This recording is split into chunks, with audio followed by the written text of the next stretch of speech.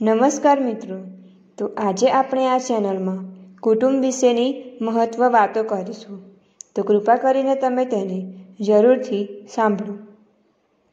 સુખી જીવનની ચાવી વ્યક્તિના પોતાના જ હાથમાં રહેલી છે. સદ્ગુણ અને દુર્ગુણ વચ્ચે ફરક કરવાની સમજ તેમજ કાર્ય હાથ ધરતા પહેલાં તેના પરિણામોનો તાગ મેળવી લેવાનું સામર્થ્ય ધરાવનારી વ્યક્તિના જીવનમાં સુખ આપમેળે આવે છે. નાની મોટી તકલીફો સિવાય તેના જીવનમાં કોઈ ખાસ સમસ્યાઓ હોતી નથી. કજિયાખોર સ્વભાવની સ્ત્રી, દુષ્ટ મિત્ર અને હંમેશા વાદ વિવાદ કરનાર નોકર જે ઘરમાં હોય તે ઘરમાં જાણે નાગનો વાસ હોય તે રીતે એક શાપિત ઘર છે. આ ઘરમાં હંમેશા મૃત્યુના ઓછાયા હેઠળ રહે છે. ઘરના નિષ્ઠાવાન સભ્યને ભવિષ્યમાં શત્રુઓ થકી ઊભા થનારા ભયનો તાગ આવી જાય છે. કુટુંબનું રક્ષણ કરવા માટે શારીરિક, માનસિક અને નાણાકીય રીતે તેનાથી બનતું બધું જ કરી છૂટવા તે તત્પર હોય છે. સનિષ્ઠ પુત્ર અને નિષ્ઠાવાન તેમજ સંતોષી પત્ની ધરાવતી વ્યક્તિના ઘર પર ઈશ્વર કૃપા વરસતી રહે છે. જે ઘરના સભ્યો એકબીજા પ્રત્યે સમભાવની લાગણી ધરાવતા હશે તે ઘર કંઈક નિરાળું જ હશે.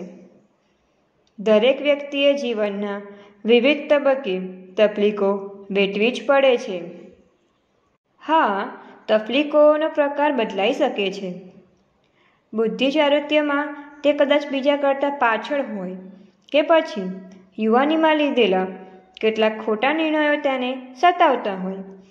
આવી કોઈ પણ પીડાને પહોંચી વળાય, પરંતુ બીજાના ઘરમાં પરવશ બનીને રહેવાની પીડા સહેવી દુષ્કર છે. વાતનો સાર એટલો જ કે પારકાના લોકોના ઘરમાં રહીને વેઠવી પડતી માનસિક વેદના તેમજ ક્ષોભની તોલે સંસારની બીજી કોઈ જ તકલીફો ન આવી શકે. એક પિતાએ પુત્રોમાં નૈતિક આચારનું સિંચન કરવું જરૂરી છે. પૌરાણિક શાસ્ત્રો તેમજ નૈતિક મૂલ્યોનું શિક્ષણ મેળવી તૈયાર થયેલી નવી પેઢી પોતાના વંશની પ્રતિષ્ઠાને નવી જ ઊંચાઈએ લઈ જશે.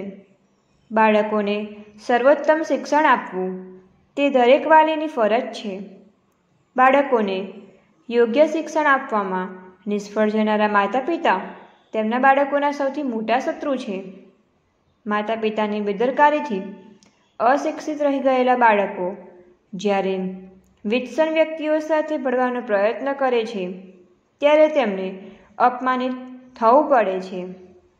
હંસોના સમુદાયમાં બગલાનું જે સ્થાન હોય છે તે જ સ્થાન અશિક્ષિત વ્યક્તિનું વિદ્વાન વ્યક્તિઓના સમુદાયમાં હોય છે.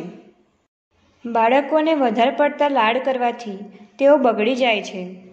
તેની સામે જો માતા પિતા પોતાની વાતમાં દ્રઢતા તેમજ મક્કમતા દેખાવે તો બાળકોમાં સદ્ગુણોનું સિંચન કરી શકાય છે.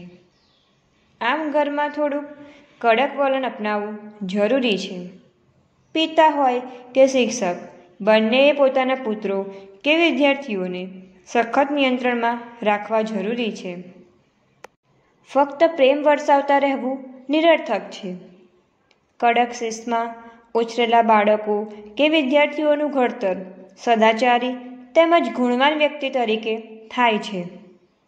બાળકો તો ભીની માટી જેવા છે. તેમના ઉછેર દરમિયાન માતા પિતાએ જેવો ઘાટ આપ્યો હશે તે પ્રમાણે જ તેમનું વ્યક્તિત્વ ઘડાશે. જંગલમાં વિવિધ પ્રકારના અનેક વૃક્ષો હોય છે. આ બધામાંથી કોઈ એક જ વૃક્ષમાંથી આવતી ફોરમ આખા જંગલને મદમદિત કરવા માટે પર્યાપ્ત છે. એ જ રીતે કુટુંબમાં ફક્ત એક ગુણવાન પુત્ર પર્યાપ્ત છે. તે સંપૂર્ણ વંશને પ્રતિષ્ઠાના શિખરે લઈ જશે. જંગલમાં એકાદ વૃક્ષને આગ લાગવાથી આખું જંગલ દાવાનળથી ભસ્મ થઈ જાય છે. એવી જ રીતે કુટુંબનો કોઈ એક વંશજ પણ દુરાચારી જીવન જીવતો હશે તો તે કુટુંબ અને સાથે સાથે સમગ્ર વંશનો નાશ નિશ્ચિત છે. વધારે પુત્રોની ઈચ્છા રાખવી વ્યર્થ છે.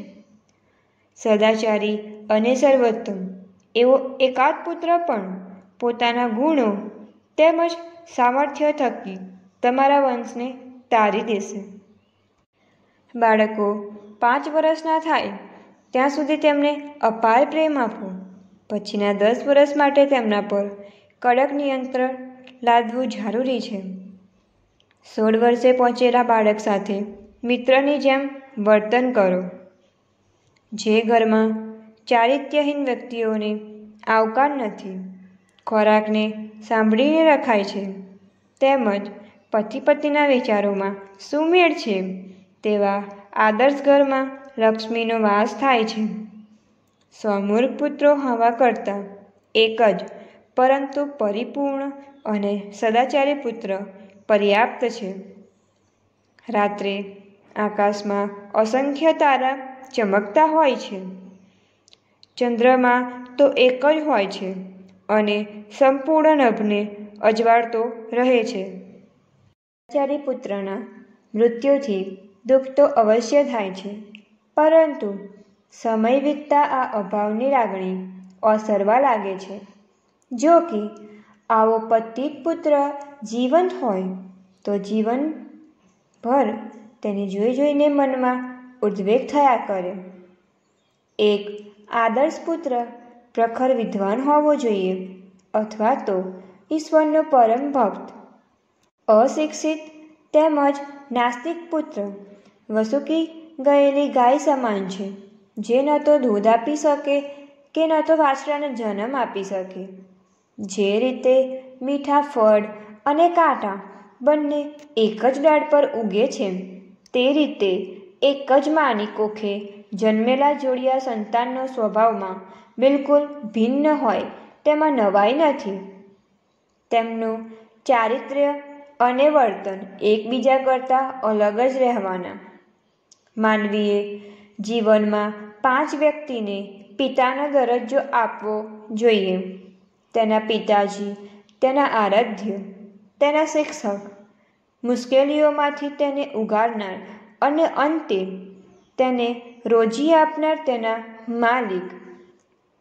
દેવમાં ડૂબેલા પિતા, વ્યભિચારી માતા, નખરાળી પત્ની અને ઝઘડાખોર પુત્ર જે ઘરમાં હોય તે ઘરનો વિનાશ નિશ્ચિત છે. કોઈ નામાંકિત કુળના વારસદાર હોવા માત્રથી આદરણીય બનાતું નથી. વ્યક્તિના જ્ઞાન અને પરિપૂર્ણતા તેને સમાજમાં આદરને પાત્ર બનાવે છે. આ સમયે તેનું કુળ એક નગણ્ય બાબત બની જાય છે. વિદ્યાર્થીઓએ કેટલીક ખોટી આદતોથી દૂર રહેવું જરૂરી છે.